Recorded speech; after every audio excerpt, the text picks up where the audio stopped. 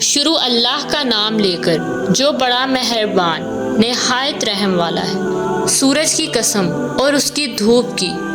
اور چاند کی جب وہ اس کے پیچھے چلے، اور دن کی جب وہ اسے روشن کر دے، اور رات کی جب وہ اسے چھپا لے، اور آسمان کی اور اس ذات کی جس نے اسے بنایا،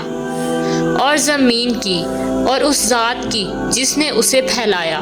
اور نفس انسانی کی اور اس کی جس نے اسے درست کر کے بنایا۔ پھر اس کو بدکاری سے بچنے اور پرہیزگار بننے کی سمجھ تھی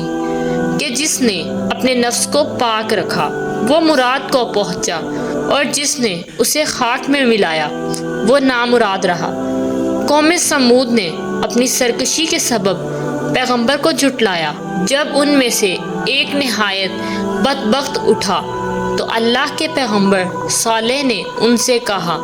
کہ اللہ کی اونٹنی اور اس کے پانی پینے کی باری سے خبردار رہو، مگر انہوں نے پیغمبر کو جھٹلایا، پھر اونٹنی کو مار ڈالا تو ان کے رب نے ان کے گناہ کے سبب ان کو نیست و نابود کر دیا،